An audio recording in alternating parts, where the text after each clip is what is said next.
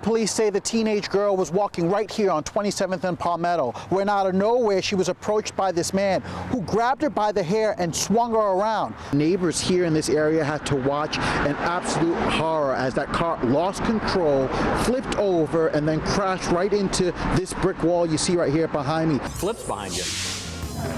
Amy and John, they are pretty cool. We're here at the home of the Lions, 2,000 kids strong, all excited as you can see to be this week's coolest school of the week. We do know that there's still a very active scene going on here on Bridlewood Road. Take a look behind me. You still see Orange County Sheriff deputies here on scene trying to investigate. This fire has been burning here at the Space Coast Flea Market for some 4 hours now. What firefighters are doing at this very moment is trying to put out several smoldering hot spots that still exist in the complex. As you can see, there is still a heavy presence of smoke here throughout this entire area.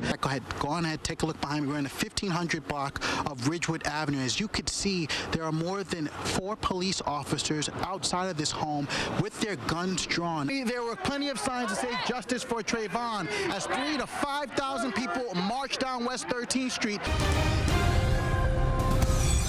The somber and sadness amongst law enforcement officials from the Orange County Sheriff's Office and, of course, from the Windermere Police Department after learning that Officer Robert German was shot and killed in the line of duty just before 4 o'clock this morning.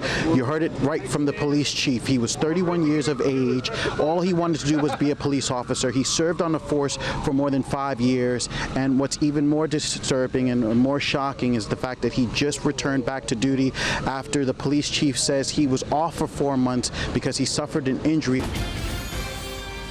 Police are referring to him as a wannabe superhero who is armed and dangerous. This surveillance video captures the fake Spider-Man bursting into this subway on 436. Moments later, he points a gun right at the terrified store clerk.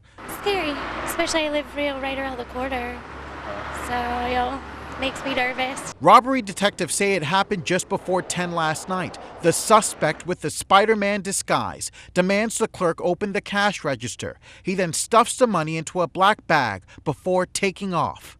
Altamont Springs police say the suspect was in and out of the restaurant in less than 3 minutes. The suspect bold enough to commit this robbery with the police station just right across the street. And Altamont police say they strongly believe this Spider-Man is responsible for holding up a clerk at a 7-Eleven in early March, as he wore a similar mask and was armed with a rifle. It's crafty. And a Spider-Man, who's gonna suspect Spider-Man running around robbing places? The Altamont Police Department certainly does, and they want him off the streets immediately. So take another good look at the suspect.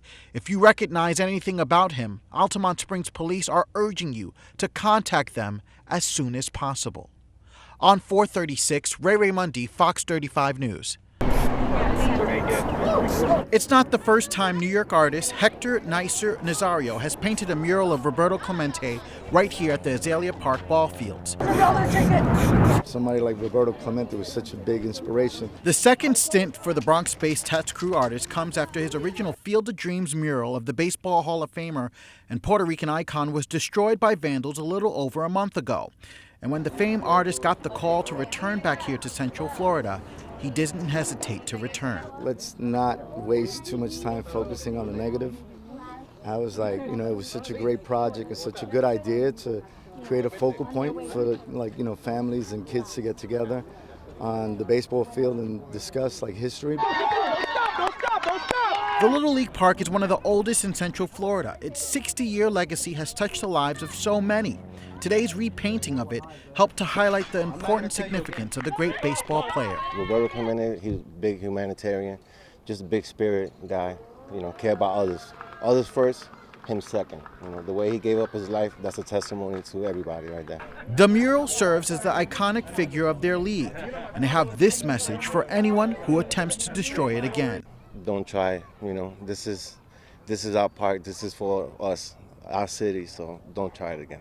And the mural painting isn't over after today. You see this blank part of the wall of the clubhouse? Well, the Tats Crew artists will return right back here to Central Florida within the next coming months to paint even more baseball legends along this wall. They say the history lesson will be something everyone in this community will benefit from. In Azalea Park, Ray Mundy, Fox 35 News.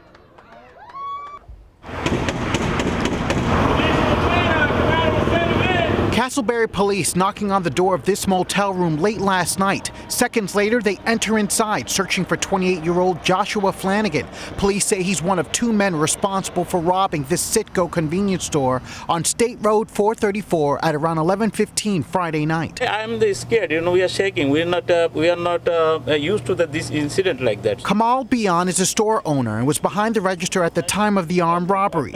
This surveillance video shows the moments when one of the suspects, police say was armed with a knife, jumped over the counter and demanded the cash register be opened. He pulled my shirt from the back and go to the register, turn into the register and say, open the register. And I opened the register and he said, give the money. Police say both suspects then forced the workers inside this bathroom where they waited an agonizing 10 minutes while both suspects ransacked through the cash register and the entire convenience store. Detectives say they received a tip that the suspects were hiding out at the Lake Ferry Motel in Longwood.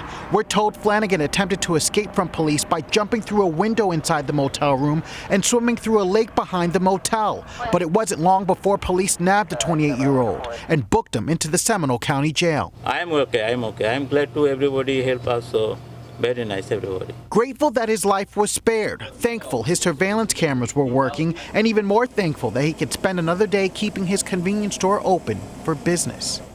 In Castleberry, Ray Mundy, Fox 35 News.